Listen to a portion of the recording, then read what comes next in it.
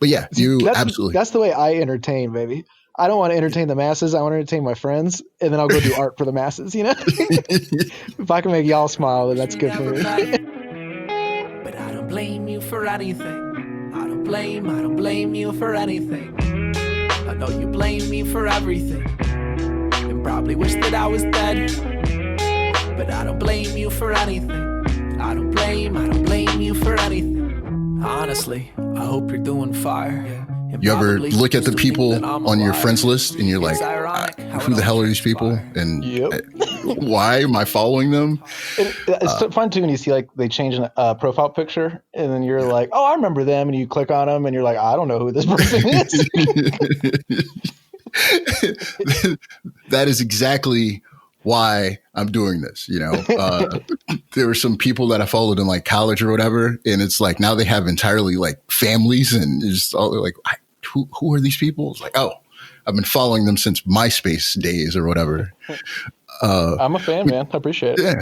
Well, thank you for coming on, and you are one of the most fascinating people on my friends list, because before I had ever met you, I was following you, and I was like, man, what life does this guy live? The funny thing is, I don't even know what you're talking about. Like, there could be so many things.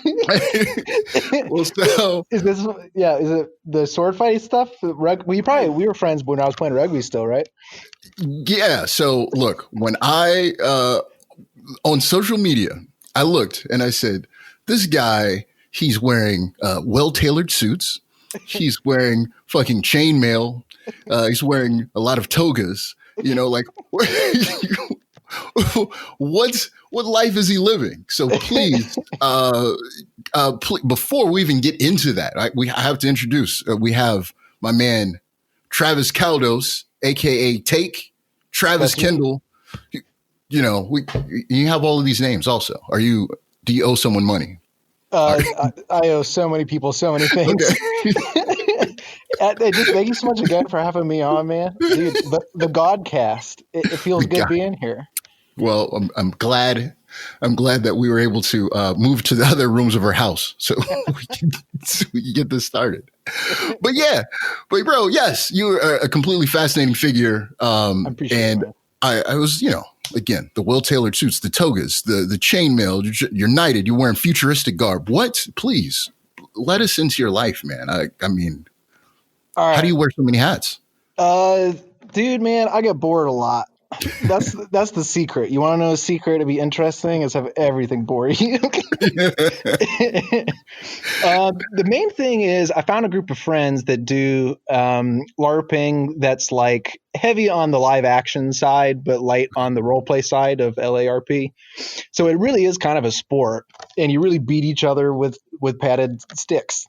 Then you get hit once in the leg, you lose a leg, get hit once in the arm, you lose an arm, you die, and you do big battles, and you respawn a bunch of times, and you just beat each other up. Yeah, it's old fashioned, man. Our little group we have that I found with most of my good friends right now. We just like dressing up, looking cool, being aesthetic as fuck, man. Well, LARPing is kind of an interesting thing. I don't know. It was probably like, maybe like 8-10 years ago. I was at Goodell Park, and I was like cruising by, and I saw everybody. They were like all dressed up, and they were having like some epic battle.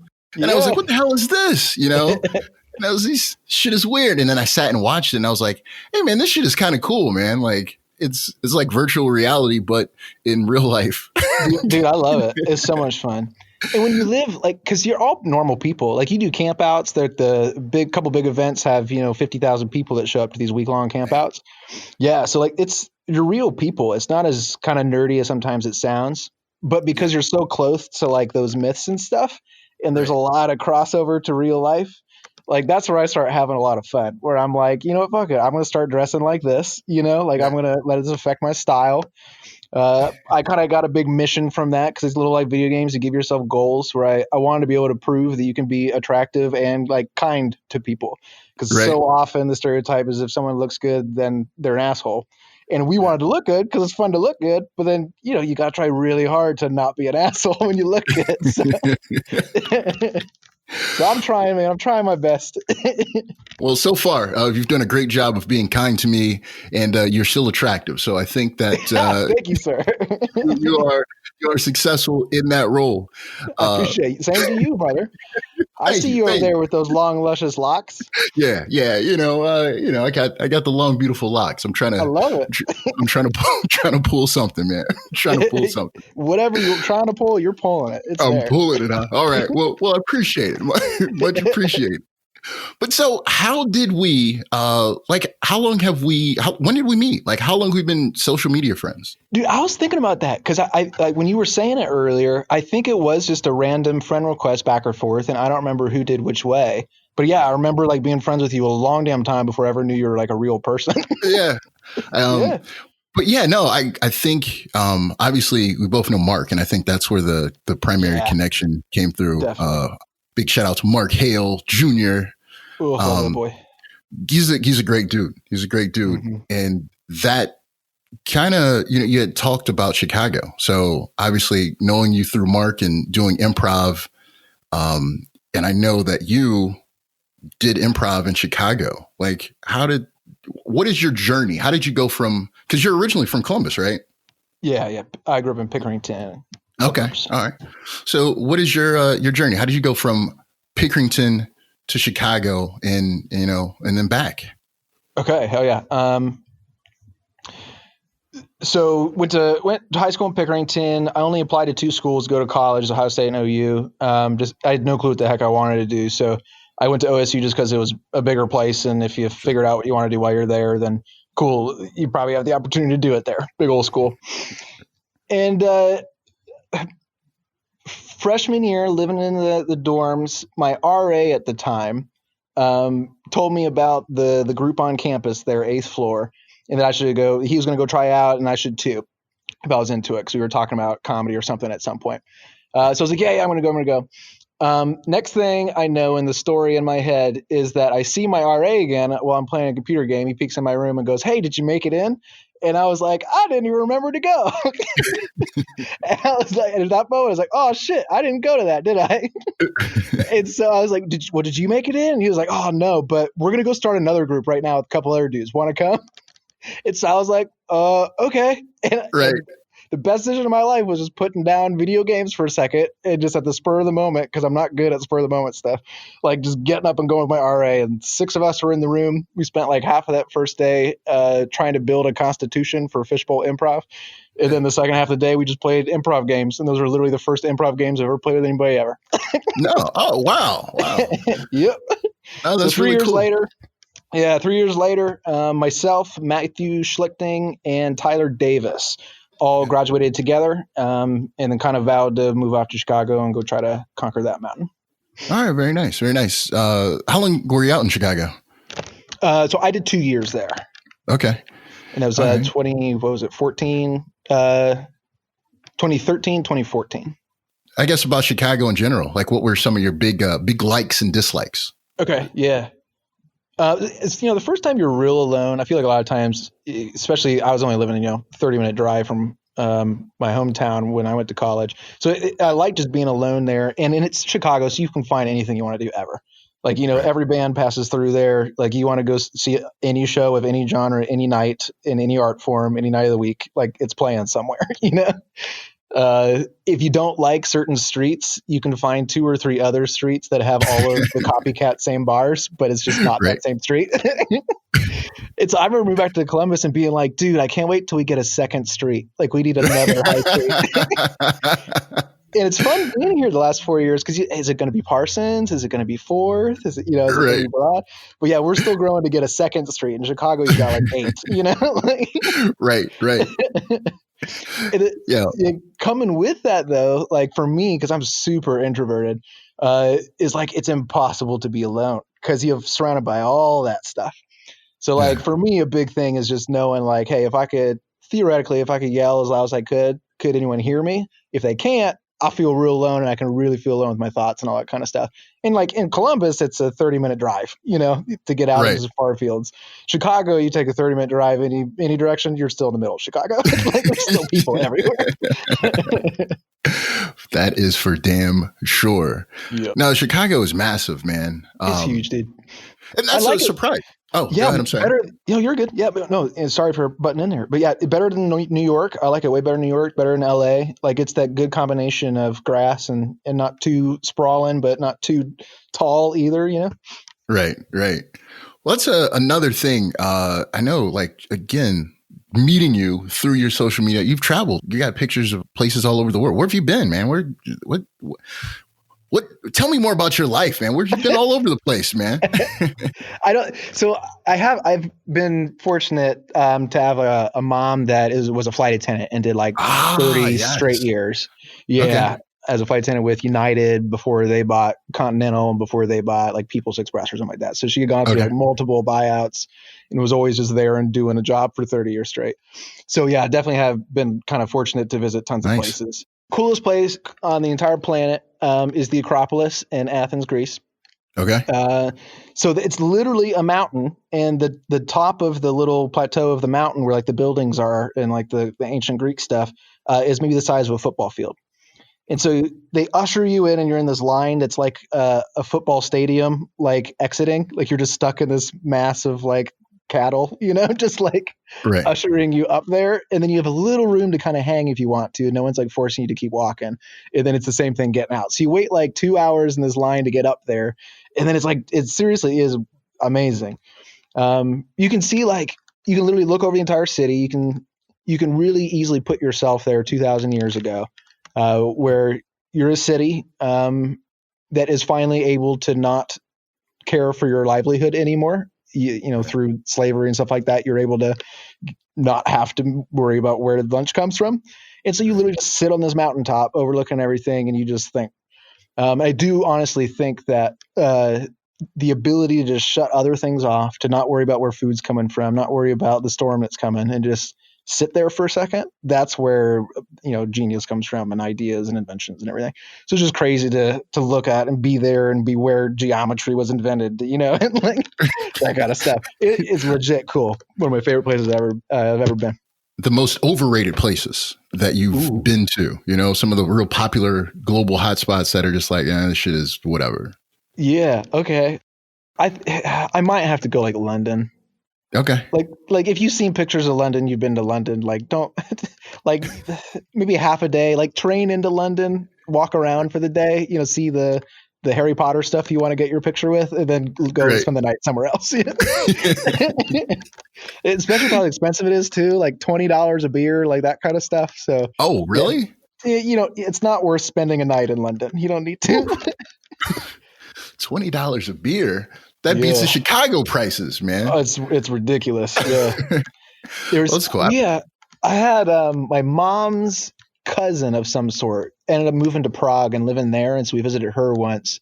And she was talking about it's cheaper for like, Wall Street bankers type stuff in London to buy a plane ticket to Prague, spend the night, drink, go get trash, do their partying, fly back the next day than it is just to go out a night in London.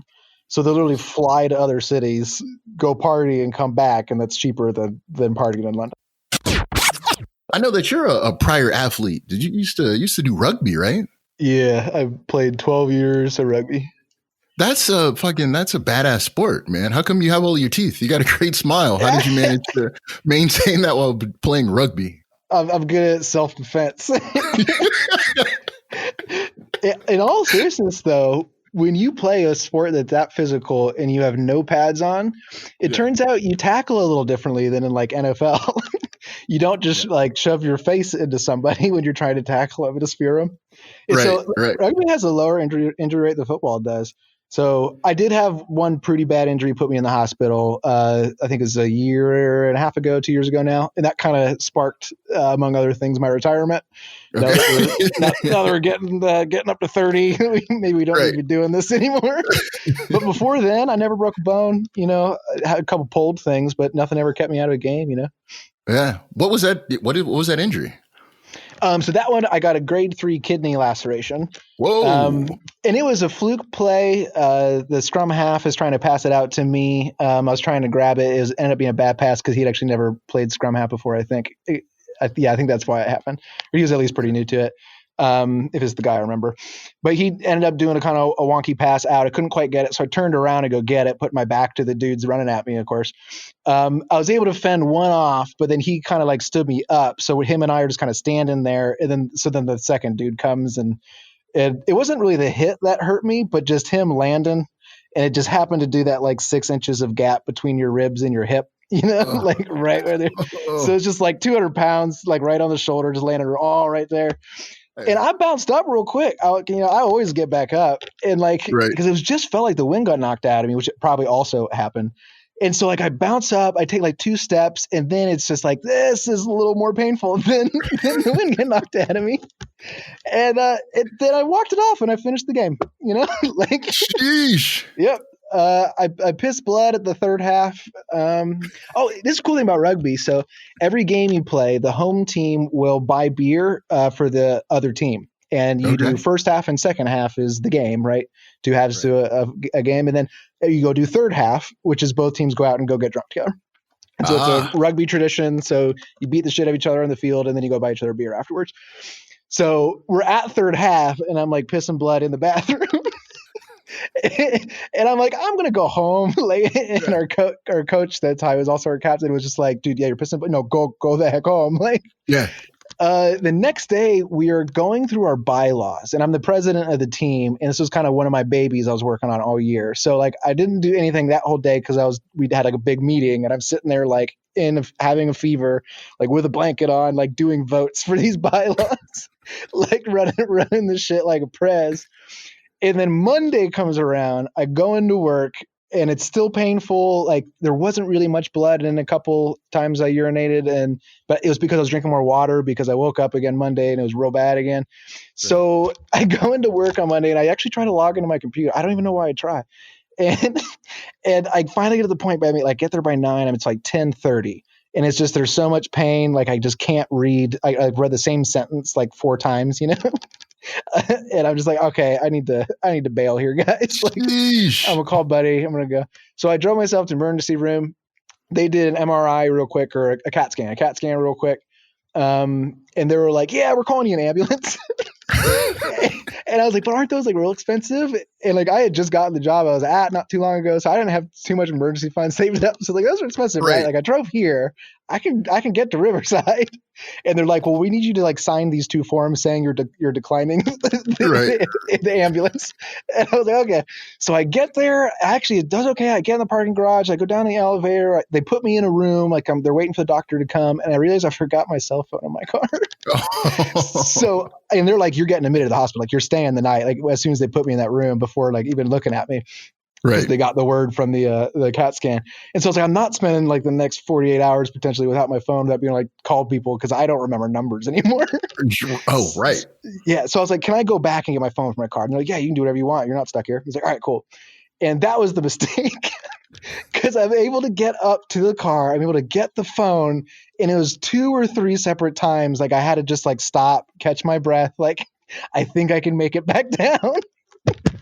And then I finally made it back down, and they whisked me up to a hospital room and IV'd me up and hooked me up on shit. And it was legit, man. It was fun. It was fun. It was fun. Oh, and I'll cap the story on this. I'm like 8 stories up. It's actually a pretty cool hospital. You can overlook like downtown from where you're at. I can see like the towers on campus and stuff. Right across 315 across Riverside, the main thing you're overlooking is a giant cemetery. So you're up there going like, yeah, like you could die if the next test doesn't come back. We're like, that's literally what they said. It's all we can do is monitor you. If you get worse, we'll cut you open. Like. And so you're just like sitting there all day overlooking the cemetery. Yep. Just wondering. If things don't work out, here's your next location. They just airdrop you, put you on a little hike. We'll transfer you here. Man, that's rough. So that was like, what, you went, 2 days after? Yeah, I had 2 full days and 1 night. So they let me out like 6 p.m. like that second day. Jeez, man. Yeah, and it was fun, man. There wasn't anything too bad. other than Yeah. pain, but it was definitely enough to you're getting old, and maybe you shouldn't do a physical activity where you throw your body into other people's bodies running as fast as you can. Maybe don't do that one anymore. Maybe just hit people with sticks. Kind of back to the LARPing. Like, how does one get into LARPing? Yeah, hell yeah. So, I come from a family where I was being read The Lord of the Rings before I could read, that kind of stuff. So I've loved fantasy and everything. And like, actually one of my first bouts of like deep depression in my life, looking back, was like ninth grade. The Return of the King came out and there wasn't going to be another movie. And I remember just sitting downstairs for like months, coming home from school and just watching the behind the scenes stuff and just like living not only in the world of like the movie, but the world of them making it too. So like I've loved all that stuff, like Armor and played World of Warcraft and all that nerd shit. I love it. I eat it up. And then it ended up being moving back to Columbus, getting on OkCupid, and I've like stumbled on someone's profile of someone that was just dressed up like a badass, like in a full garb and had her spear, and like, I was just like, I need to know what you're doing. This is amazing. And then eventually just kind of squirmed my way in, and then found out that like a bunch of my friends from college I hadn't talked to in a little bit were already doing it. And so instantly made like quick friends with them and reconnected there. And it just kind of grew from there. And now we look real fresh. Keep getting cool, fresher. That's cool. I mean, like I said, looking at the picture, guys, obviously looks like a tight knit group, and the armor is dope. I know that Thank you, dude. Have kind of what is it? That's what is it? Ithaca? Yeah. There's no correct way to pronounce it, but yeah, Lathyla. Lathyla. Lathyla. Is that a part of the LARPing? Is that like something that was just kind of brought into the is that just a part of the persona now? Like, that's kind of, it started as like a personal thing for me. And like we kind of mentioned earlier, like myths are a little easier to play with and become a little more real when you're doing that stuff. So it's a little more mythological in like those campouts when you go dress up weird. But yeah, it's what I got tattooed on my arm. It's a circle, a line, and a sine wave. It's got a bunch of different meanings, but just like philosophically, the main one I like a lot is it represents the main three theories of time. So time is either cyclical, so this moment has happened before and will happen again, just like it is now.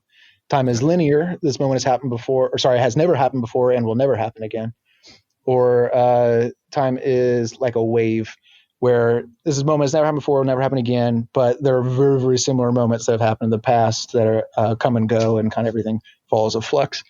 So no matter what problem you're dealing with, what decision you're having trouble making, know that either you have made this decision infinitely and you always will, so don't worry about it, or that this is the only time you'll ever make the decision and you can just make it and never have to worry about it again.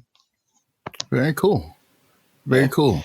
So some life philosophy stuff, there's some background things. And then of course you start LARPing. So that's now your banner,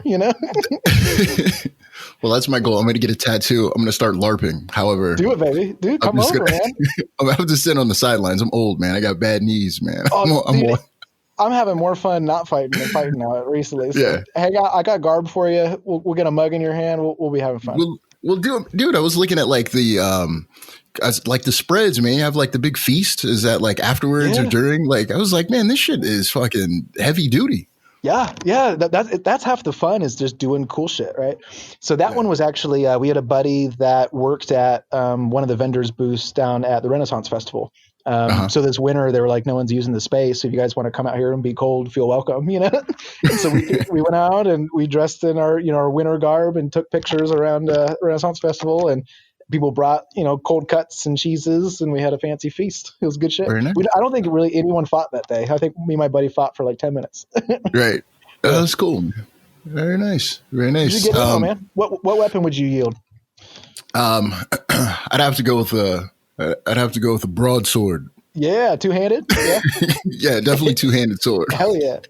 I can see you, big old sword, bastard sword, or something like that. Great sword. Yeah, I'm more of a power than a speed guy. I love it. Yeah, we got to go with the two-handed sword, man. Do it. I'm down. I'll teach you. What's your weapon of choice? I like doing sword and board, like sword or a one-handed sword and then shield. Okay. All right, That's my cool. jam. All right, fair enough. I like boxing a little bit, so I like getting in there and taking some hits and give them back. Right. Yeah. No, man, it does. It seems like it truly seems like a lot of fun. You're getting me amped, man. I'm ready to go. The summer of 2020 has been canceled. Dude, it totally has, man. It's been crazy. So what have you been doing to keep your mentals together? As an introvert, you're probably enjoying a big part of this, right? I definitely don't mind the loneliness. It's definitely like it almost feels like everyone, like for the first time ever, has to like live like an introvert does all the time. And so I actually do think, with all the crazy, terrible things that are obviously going on and will continue to go on with how things are being handled, there definitely are, I think, going to be some wonderful things to come out of the unfortunate stuff here. Or at least I'm going to do my best to make them happen, and that something good comes out of all this crap. So yeah, mental health wise, dude, it's working on the house. You've been in my house. I think you're probably in my house before we even met in person. As a matter of fact, that is the truth. That is before I met you. So I had a class with Mark, and I was over there, and we were doing the improv coaching or whatever, and then like you showed up later, and he was like, "Oh, this is this is the guy's house you've been in the last hour." Yes, like sorry to be awkward. Yeah, when you guys first started too, and Mark first started that, I didn't know like if I should stay the fuck away, So like I felt like I was kind of being an ass to some of those classes. So I hope that wasn't you. Like I wasn't trying to be mean, but like I didn't want to interrupt. So it's like, do I say hi, or do I just quick run upstairs? Like I don't know. Right. No, man, it's your damn house, man. You can do whatever you want, Dude, I'm here to serve the people, baby. We all do this together. I ain't nothing if I'm not having friends and having fun with people. So I'm willing to open it up.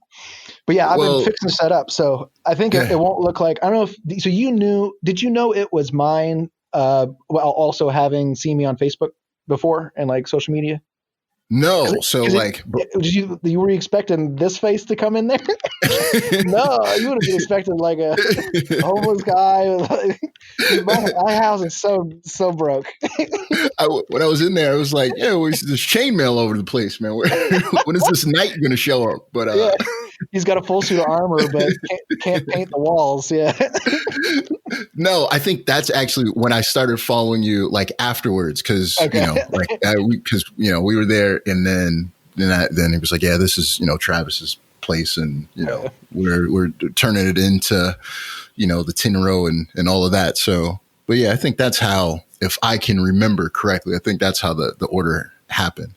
And obviously improv, you and Mark, you guys have coached me with improv as well as the rest of Face Club.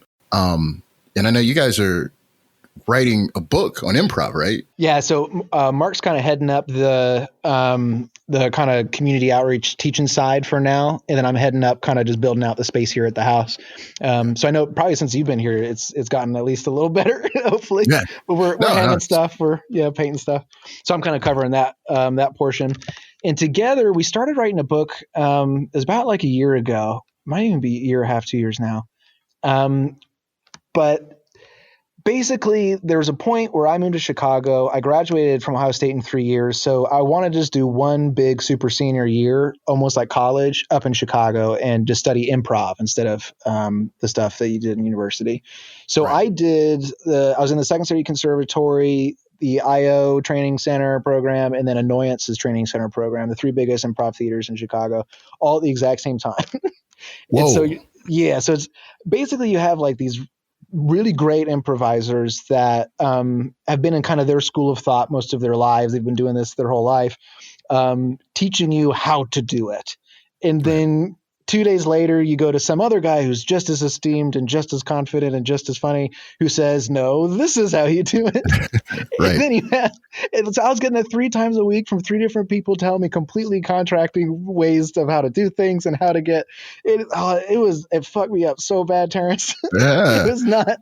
And so I ended up, I didn't even finish the conservatory, and then I dropped Annoyance just to focus on IO, finished IO, and then went back and finished Annoyance. By the time I already knew I was going to move back to Columbus, Susan Messing at Annoyance already talked to Norm Hawley, who's running the Second City Training Center, basically putting in good words for me, that kind of stuff. And I just kind of never wanted, I don't have a big interest in sketch, so I never really wanted to go back and do Second City. So I moved back to Ohio to start a theater instead. So I quickly reconnect with Mark. That was my big takeaway from Chicago. It was all sorts of wonderful stuff, but that it's still art, and people think that there is a right or wrong way to do it. Right. So within the first year or two of Mark and I really just sharing our philosophies and stuff, pulling out that big overarching philosophy, and then Mark really fleshing out like the intricacies of it and getting really deep into it. But that's where, we got TINRO from. So it started as an acronym. Now we don't really care if it's an acronym. It can mean all sorts of stuff. But yeah, right. TINROW, there is no right or wrong way to do art. And it just seems like everyone thinks that there is. You just got to keep reminding people it's art, baby. It's art. Right. I didn't realize it was an acronym until probably like I don't know. It was like a day before. It was either a day before or the day of doing the TINRO long form festival. Nice, yeah. Because we had like a coaching, and then I don't know. Mark had someone had cut out some blocks or something, and it was sitting over there, and then he had said it. And I like looked at it again, and I was like, wait, is that a acronym or like a backronym, right? Did you just make this shit up, or was it just like, no, that's what it is? So had you heard us say there is no right or wrong way to do art before you knew as an acronym? Probably. Okay, probably. That's what I want to know is like, do people hear that lesson? And then, because as far as I'm concerned, I think it's funny when you've heard of TINRO and you've gone to shows, and 2 years later you figure out, oh, that's an acronym, like I think that's part of the joke. But I just would love to people to go, oh my God, yeah, they've been saying there's no right or wrong way to do this art stuff like this whole time. Oh, that makes perfect sense. That's the goal, I think. Yeah, no, and I think that's one of the things that Mark, has said, and I know that you've said it as well, but and Mark specifically, because I've been in a couple of his classes where other people have been, coached elsewhere. And that's the first thing that he says. He says, if you've got, coaching elsewhere, obviously bring those things in here, and I'm giving you my perspective, and these are some of the things that have worked for me. And, you can bring those other things in, and there is no right or wrong. So that is definitely a philosophy, but I never put the two and two together until I love it, baby. a couple of weeks ago. And so I think I kind of want to hear some of your thoughts on this, if you're okay. So yeah, there's arts and there's entertainment, right? Mm-hmm. The reason why we call it like it's one genre for the most part, but people call it arts and entertainment. It's not one word for it all. And so I usually like using the metaphors of like, Michael Bay Transformers movies or entertainment, where like Quentin Tarantino movies are more like art, right? And there are definitely some things like there is no right or wrong that work in art that don't work a lot of other places. Sure. And so that's kind of the magic for art for us. And I think it's very true that there are a lot of people that are that give their hearts and souls to comedy and love doing it, whether it's stand-up, improv, or anything else. But they would very much tend towards the entertainment side. That's what they enjoy. I feel like you got a good grasp of both, but you're definitely an entertainment dude. I can feel that from you too. So I'm kind of curious to just hear your thoughts on all that stuff, because I know I've been preaching it a lot, but I never really listened to other people as much. Well, so the way that I got involved in this was pretty fascinating, because my first show, aside from my level 1 like graduation class, I got asked to perform with Affirmative Distraction with Joseph Moore. Oh yeah, and that dude is Entertainment City, right? Preeminent entertainer. Yeah. You know what I mean? He's been doing his thing forever. And so, coming from, a couple of different music projects, he's in Conspiracy Band, and he is a fucking entertainer. And so doing improv with Affirmative Distraction, it definitely leans a little bit more heavily on the entertainment side. Definitely. It was not a bad thing, but definitely a little different. Yeah. Yeah. Yeah. And so my very first show, there were 85 people there. The room was standing room only.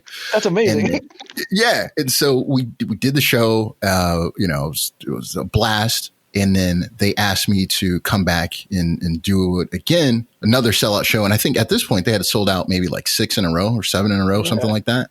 Nice. Another 85, standing room only.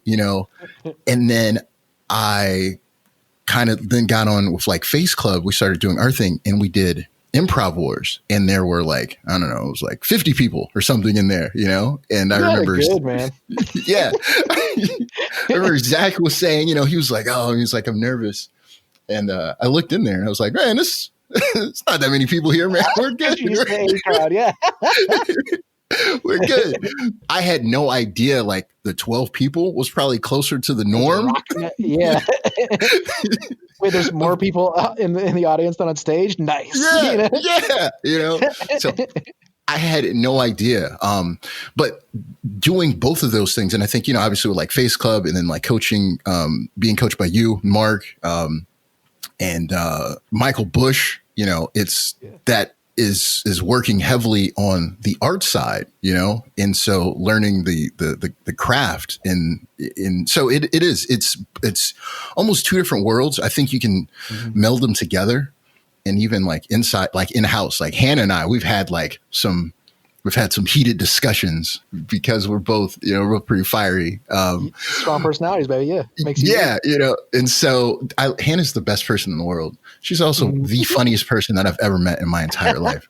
I love it. That's basically what it broke down to our conversation. It was like, are you leaning more towards the entertainment side or the art side? And then after, I think, a part of your coaching and some of the conversations that we've had, that allowed us to that helped with the discussion. And it was like, there's an entertainment element and there's an art element. And, like, I'm never going to question your art because you are phenomenal there. But like, hey man, no question the entertainment side, like for the, improv, like doing music and stuff like that. I was like, I can promote a show. I can sell out, we can bring in people. And so then we were able to kind of meld together, like a little bit of arts, a little bit of entertainment, and I think you gotta, that's that long spectrum too. That's, is never going to be gone. So, cause you go way too art, then now nobody sees anybody's stuff because everyone's just doing their own selfish stuff. Right. Right. And if you go too entertainment, then it's all just kind of like the 17th Marvel movie, so keeping that pendulum in the middle is so important. I think, especially our community too. One of the coolest things about the Tinro Festival was all of the people that were around and like some of the veterans that were there, that was one of the coolest things, seeing all those people. And I actually had a conversation after the show with John Kuhn. Oh, love that man.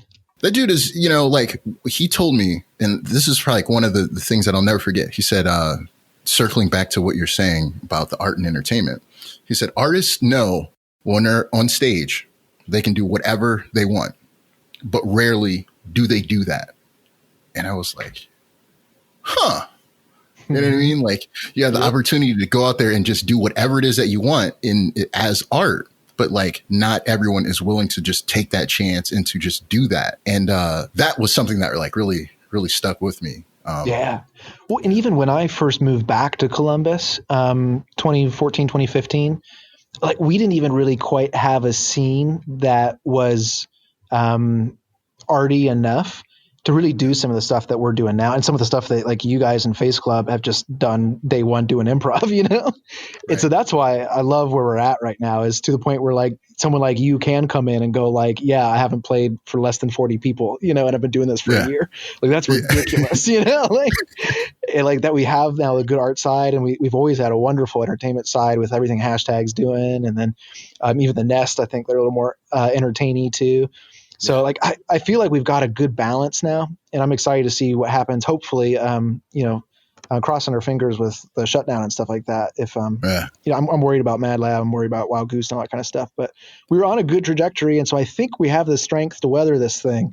If not coming back at 100%, but at least coming back with really good bones to work with, Yeah, no, I hope so, man. I think that this whole thing is damaging a whole bunch of people's livelihoods, man, and for selfish reasons, I hope it doesn't, impact too much of the arts community. We'll see. But hey, we'll be here. We ain't going nowhere. All right, man. We're there.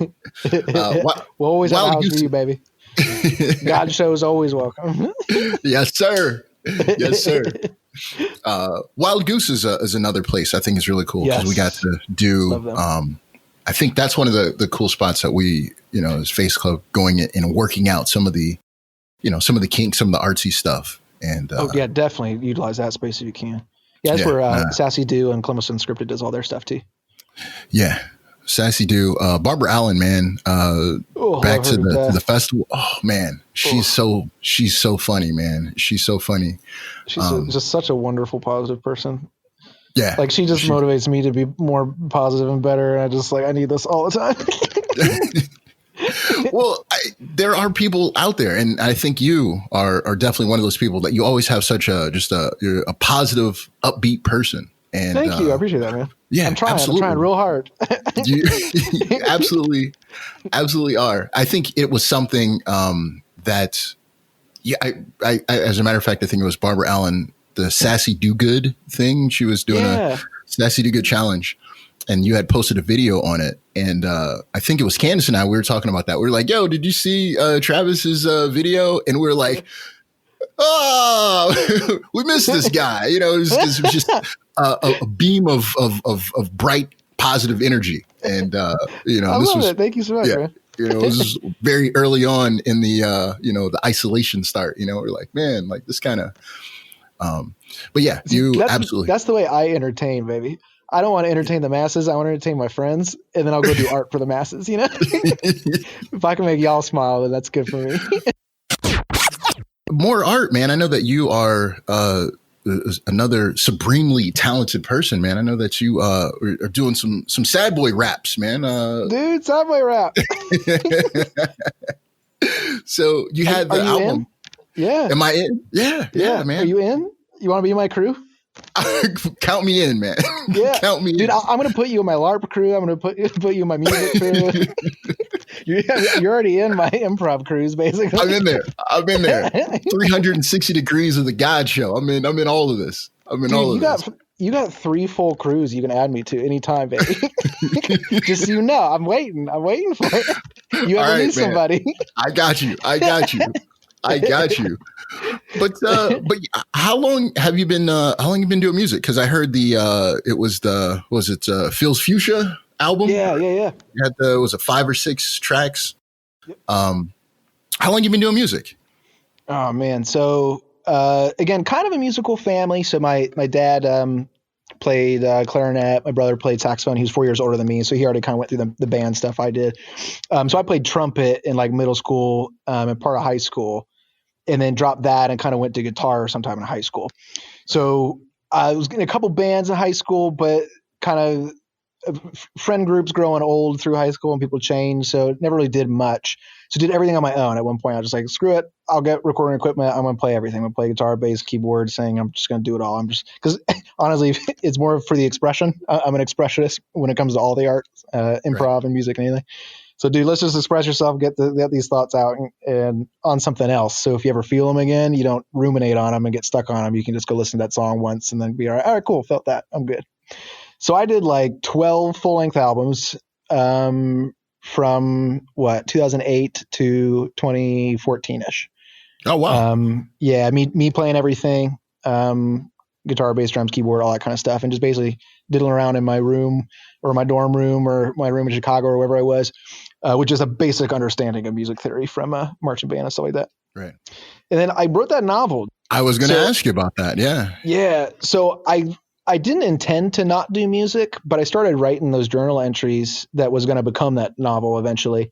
And I didn't really realize till I was finishing up the novel that was why I hadn't released a music project, because I found like another outlet. So that was pretty cool. So, but it also meant I didn't release, 12 full length albums, and most of it's not great. No promises, but at least there's not quality over quantity. So mine's definitely a quantity over quality thing. Like one or the other, right? Yeah. So, but I haven't had much quantity in the last like 5 years, because I think I was writing that book instead. So this is like the first big thing. I decided to say, screw it, let's go do some of the goofy stuff I wanted to do, or the vulnerable stuff I wanted to do.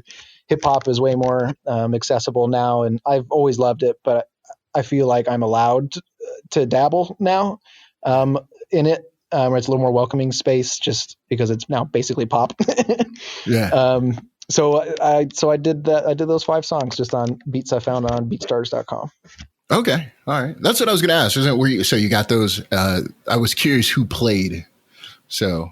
Yeah. So I kind of did the arranging. Most of the stuff you find on that site is not crazy polished, or they just don't have any semblance of like a verse, chorus, and basic song structure. So some of them, I basically cut just a couple parts out, but other ones I completely rearranged and added instruments to and stuff like that. But the credit to the initial dudes for sure. So I linked all their stuff on all the songs. As far as just doing the music, it was just like just getting the emotions out. Like that was just the outlet. Yeah. Like, dude, it's a big thing. So like I've just realized recently that I've probably been clinically depressed most of my life, but like I didn't know I was.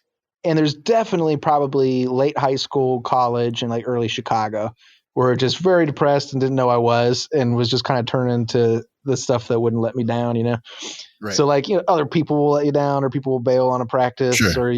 or just you have artistic differences and you don't want to do the same music, Right. And so, yeah, for me, it was like a safe place where I go hide away. I can go talk about the stuff that I don't feel comfortable talking about with other people, get it on a recorded something somewhere, and then I can just forget about it and not have to worry about it anymore.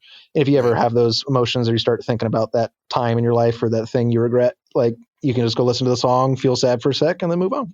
As much as I want people to be happy, you have to have sad, and you have to have happy. It's just like a sine wave, like the Lithilo symbol, right? You got ups, you got downs. So you got to learn to live in the downs and then pull yourself out again. And that's what I think a lot of that music was for me in the long term. But I will say, the next music I have coming out, another 5 songs I should release here next month or 2. That's all brag rap. So okay, you got my you got my depression with the Feels projects, and then you're gonna get my mania with this new one. Let's hear it. Let's hear it. I got you. Hear it. I want to hear the brag rap. I dealt with depression, and I feel like, as you said, I didn't realize it until like I was a little bit older, and it was probably more of an anxiety. Mm-hmm. is kind of how it started to manifest itself. And I was like, it was when I was in college, actually. And I remember going out to the club and just like my chest like was just so tight. And I was like, I can't breathe. Yeah. And then, after that, I just remember I just like slept for a couple of days, and I was like, man, like there's something wrong with me. I gotta go to the doc, I gotta go talk to somebody. And so, and obviously like, did some talk therapy, and I did some of the pills. I can't remember what I took. I took some antidepressants or whatever for a I'm bit. proud of you, man. But I've still hardly done that. I'm super proud of you for doing that back then. That's the hardest step, I think, for a lot of people. Yeah, it is, especially if you come from like a family who doesn't champion that. I think I don't know if it is a Black thing. I don't know if it is a lower income class thing, but it's usually like, you don't need that stuff, or, maybe you need to go to church more or some, you know what I mean? Yeah. It's like, dude, I think it's everything. 'Cause I had the exact same experiences, middle class and white. Like, it's so stigmatized as like, if you need help, then there's something wrong with you, and like all this crazy stuff. So that's why anytime anyone ever talks about ever having talked to anyone ever, I'm always just like, yes, I'm proud of you. Yeah. Do it again if you need to, Circling back to your book, because I did want to talk about that for a little bit. So obviously you're doing the thing with Mark, but prior to, you're a published author. Self-published, yeah. It's free. Still published, man. Still published author, baby. Can we buy the book on Amazon? Yeah. Then you're a published author. There you go. So fine, Mr. God Show. So how did that come about? Because I did. You had kind of touched on it. Knew that there were a little bit of some journal entries and just kind of like based on a true life events, or what? Tell me about your book. Yeah. So basically, I started keeping basically every time I tried to keep a journal, I either lost the files because like a computer crashed. I think I lost like a good 6 months worth of journal entries in college because of that. Or like you say you're going to do a schedule, you're saying you're going to write once a day or once a week or something like that. And then you like miss a couple, and then you start missing more, and then you just kind of stop. So what I did instead is basically started like writing a book like as another character, but then still just doing, 95% me. So they're pretty much all my journal entries just from my mouth. But 5-10% of it's kind of souped up for the sake of art and a better story and that kind of stuff. Okay. And names changed, of course, all that kind of stuff. And Sure. so yeah, I basically just ended up writing enough journal entries till I thought that, okay, that we can stop this now. Like that we need to end at some point. That's cool. That is one of my goals, is to actually write a book. Hell yeah. Yeah. You saying that you had lost about 6 months, that touches me. It's a pain. I did the same thing. I had a hard drive crash, and I had the same thing. I had probably about, man, it was like a year and a half of stuff. Gosh. Yeah. Oh, that hurts, man. It hurt.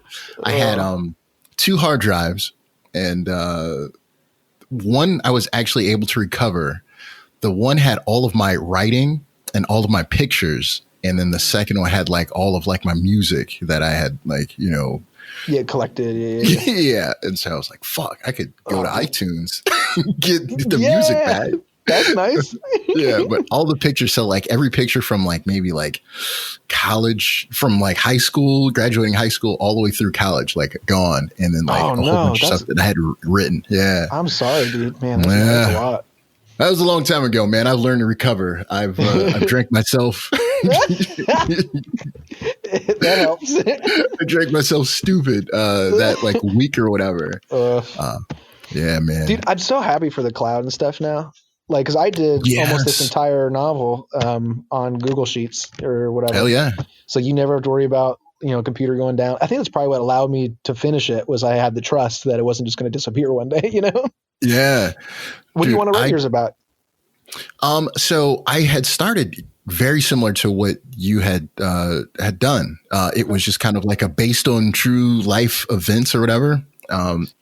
Like a memoir or something. And then it was like, we'll just throw some extra stuff in here. Cause there's just a whole bunch of like wild shit that, we did like in high school and in college, so, dude, do it, man. I think everybody should. Like, you don't have to publish it. It's not something like you need to write for others, but I think everybody should be writing stuff down as they feel it, because we all keep it way up inside, and that doesn't do any good for anybody up there. It doesn't. As I've gotten older, and then, like I have a daughter, I need to write some of these things down so I can remember how cool I was at one time, Dude, like, part of that's for me too, man. Writing the book was like, I need to just get this shit out so like I can just look back on it. Like you can kind of close that chapter. Yeah, do it, man.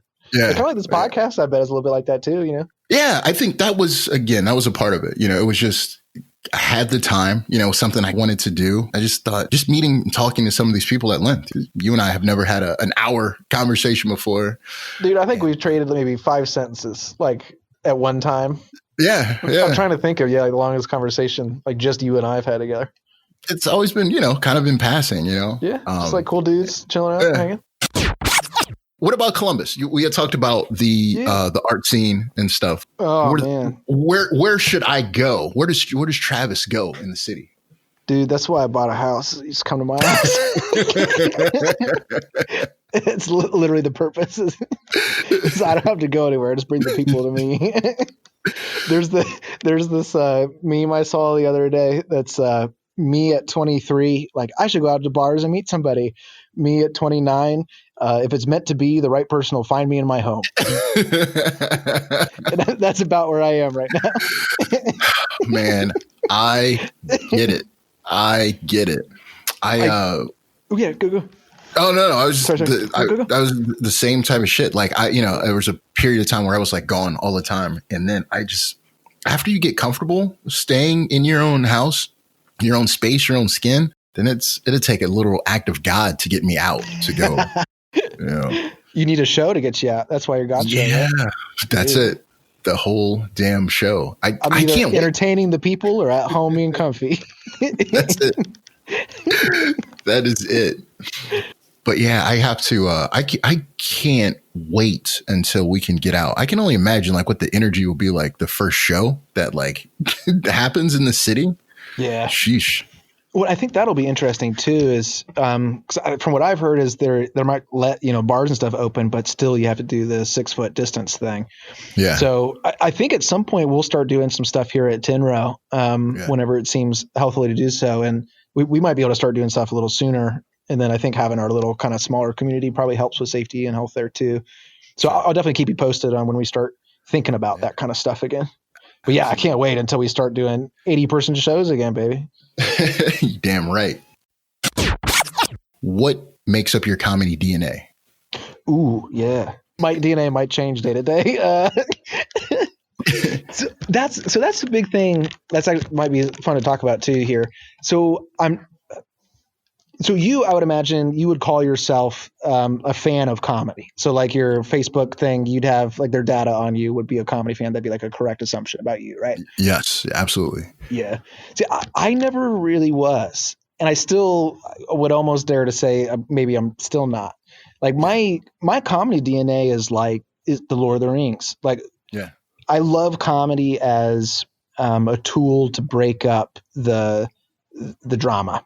You know, I like the breaking the ice. I like not necessarily doing icebreakers, but once you know each other, there's a stiffness in the room. Being able to use comedy as, you know, a weapon of love to bring people together and to make people better. And so those are also perfect in adventure movies, right? You know, the epic adventure, and then, you know, the little hobbits tackle the grown man, and but like just like that, right? I was talking too long, we didn't get a laugh for a second. Now suddenly you just want to laugh, you know, as soon as you are provided the opportunity. Right. So I'm almost a fan of all this stuff. My comedy DNA is almost more like a psychological part, almost a mental health care part of like giving people the opportunity to say anything they want and have a safe space to just let things out and then go home and be a normal person rather than bottling it all up.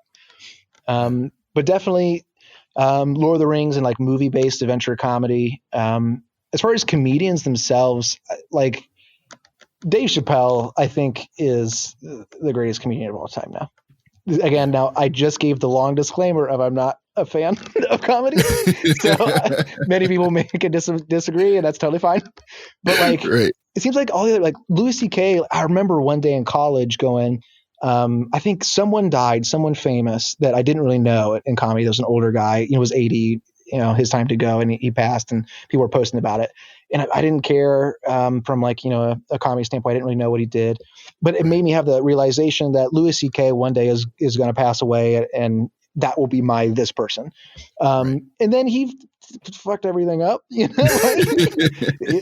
And then you go look at Dave Chappelle, like looking back now, like because I've been going through all his stand up recently since he won the Mark Twain for Comedy Award, Mark Twain for Humor Award. And it's just like he said the most ridiculous things on stage and had like the least amount of drama because of it. Like he's just that smart of a dude. Like that's what I like the most of is that, you know, he's talking about crazy shit, you know, more than a lot of these other dudes that are actually being crazy motherfuckers. And then he like no scandal at all with him, you know, like he went to Africa because people were using him for his blackness, you know, like that's his scandal. Like what better scandal can you have if you have to have one, you know? Like, so he's becoming a big flag banner wearer for me, or banner waver for me. So I'm really hoping that he doesn't come out that horrible happened, you know. Don't get canceled, Dave, please. For the sake of Travis and Terrence, don't get canceled. The God Show and Take need you. I literally don't have DNA without you.